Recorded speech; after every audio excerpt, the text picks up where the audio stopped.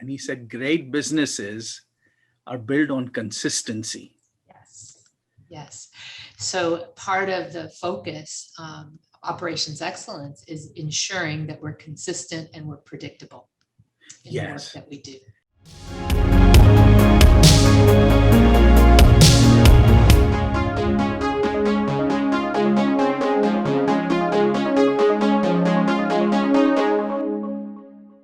Welcome to an episode of Strategic Conversations.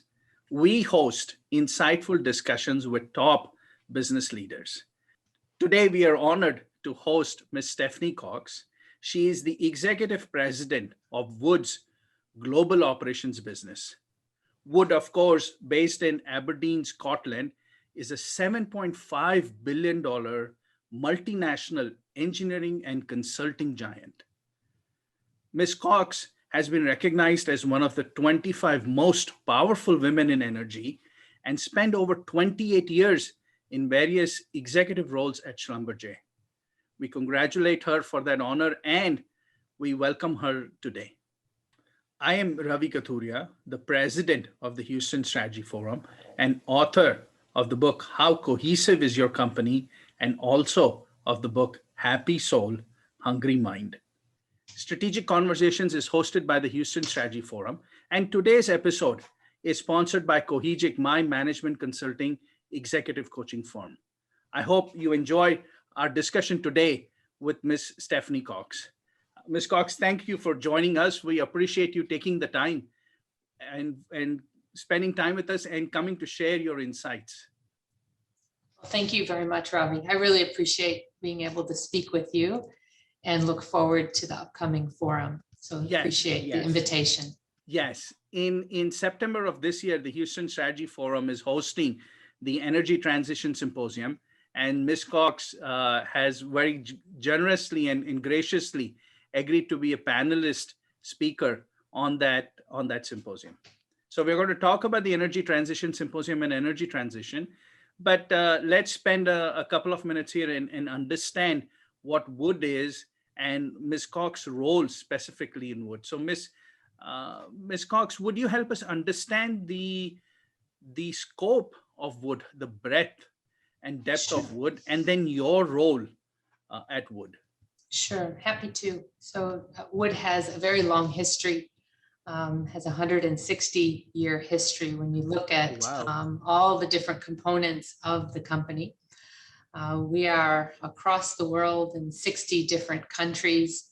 We have roughly 40,000 employees throughout the world.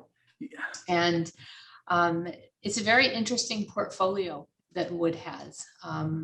We're really proud of our portfolio because it's somewhat of a balanced portfolio. And it's very timely with this topic that we're going to talk about. And it's balanced between, when you say it's a balanced portfolio. So renewables and new energy is roughly 25% of our portfolio. Oh, wow. Processing chemicals is 20%. Conventional energy is 35%. And then sustainable infrastructure is roughly 20%. So Wood has had, benefited and worked very hard to have a diverse portfolio for the past years. So the energy transition is not something new, it's something that we've been a part of. Yes. And of these segments, which segment is the fastest growing right now? And which does Wood expect, or may not be fast growing right now, but which is the segment that Wood is, as part of its strategy, deciding to focus on for the next 3 to 5 or 10 years even? I think that there's many elements to that. So you have hydrogen is a very important source of energy, which Wood has been involved with hydrogen for decades in various forms. Renewable solar, wind, we've been involved in that. That's already been a fast growing sector already. The infrastructure, the built environment, because essentially we provide consulting and engineering to the energy and the built environment. So with what's taking place in the US, with the increased need for infrastructure focus and spending, that is a prime area as well. I see. I see. Stephanie, as you think about, you have been at Wood now, I suspect 2 years. Has it been 2 years already? About a year and a half. About a year and a half. Yeah. As you look at Wood, as you come in from the outside and you look at the organization, and now you visit with customers and represent Wood, what do you think is Wood's competitive advantage compared to other engineering consulting firms? Well, I can only speak for Wood because I haven't worked in other engineering consulting firms. Yes. But it has a very long-standing reputation. Okay. I feel very proud, saying that I work for Wood, and because there's a reputation and an expectation for what Yes. is delivered. And Wood, we operate in many different countries. Majority of our customers are major oil companies, as well as other non-major oil Yes. companies, Yes. I would say. Yes. Yes. So there's an expectation on delivery and, Yes. and excellence with that. Yes. Yes. I read about your emphasis on operational excellence. Mhm. And so when you talk about operational excellence, especially for an engineering consulting firm, that has to be its core competency. Absolutely. How you deliver and Yes. execute a project Yes. and making sure that it's standard, no matter where you work in the world. Yes. We work, some of our clients are in multiple countries throughout the world. Yes. And when we work on projects or we provide services to them, they expect that to be of the same high standards, no Same matter standard. Yes. which country that you're operating in. Yes. Yes. Yes. I think that's important. I had hosted the CEO of Continental Airlines many years ago, and he had said a line that I still remember. And he said, "Great businesses are built on consistency." Yes. Yes. So part of the focus, operations excellence, is ensuring that we're consistent and we're predictable in the work Yes. that we do. Yes, we are consistent, and so the clients know exactly what to expect, and they receive that at the time and budget that they expect. So I think you expect that in your personal life, and Yes. you would expect it in your professional life as well. Yes, and given the, I want to get to the energy transition question here, but given that what we have just seen in the last 18 months with respect to the pandemic, right? Yeah. Something that none of us could have imagined, that in the 21st century, the globe could get hijacked by a little virus, right? In spite of all the advancements that we have in science. How did Wood manage to maintain that consistency? Was that difficult, or did clients understand that projects were going to be affected because of the pandemic? Did the clients themselves back off? What was that discussion? Did the client themselves had slowdowns and they said, "Yeah, that's all right. We understand these, this project was meant to take 2.5 years, and now it's going to take maybe 3.5 because of everything that's happened"? Or did clients still go, "We don't care, there is a pandemic, and we still want you to deliver based on what you have said because you're committed to your consistency"?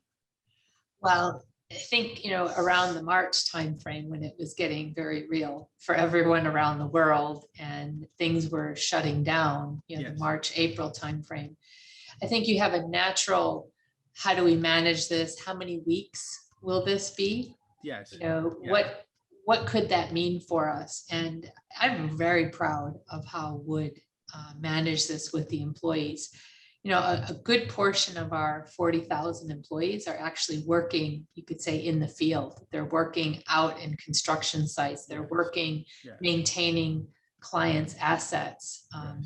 And then we have obviously another very sizable portion of our population that are in engineering centers throughout the world.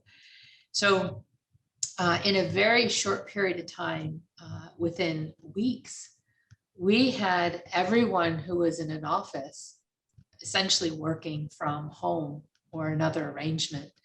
And surprising, that you could mobilize thousands of people, and Wood is, one of many companies, obviously thousands of companies adapted. Yes. So you have a little bit of a buffer, I would say, of days and weeks where both our clients as well as ourselves were assembling ourselves. Yes. But you just pick up and you carry on. And our engineers did an outstanding job delivering to the same commitments for our clients, pandemic or not. Now, as soon as it was relatively safe to get back into the offices, we did have clients say, can we get back to jointly working together in a safe manner? Yes. But Ravi, I would say, the expectations, there wasn't much slack given, and it's becoming a very normal element now. A lot of customers, because it's a very terrible thing, what happened with the market. Yes. Been watching spending. Yes. And had to preserve their own cash flow. Yes. Yes. Customers are under tremendous pressure. Every company, at least in these industrial sectors, have been hit both ways. Yeah. Either because of the disappearance of demand, and now in some industry sectors, the resurgence of demand far greater than what they had ever imagined. And your role, ma'am, you're executive president of Wood's global operations business. Yes. What does that mean? So we have three main businesses in Wood, and essentially we have operations, projects, and consulting. So myself and two other counterparts run essentially the businesses, and our business is global. We support maintenance, we support brownfield engineering, modifications, we have labor supply, we manage clients' assets, so a variety of work, and about 15,000 employees throughout the world in 20 different countries for operations. Oh, wow. That's you have a lot of responsibilities. I guess enough to keep you awake at night. We have a great team, a really great team. Really proud of them. That's wonderful. And how big in what percentage of revenues does operations generate for Wood? It's roughly a third. Okay. So projects and consulting are also equal in the percentage Similar. of revenues. Okay. That's fairly balanced. Is that by choice, or is that how it has shaped up? Do you know how Wood has, the three business units having almost equal contribution to the revenues? I don't think it wasn't designed by revenue. I wouldn't say that. It was really designed what made sense in terms of how do we delineate what are projects, what is operations, and then consulting.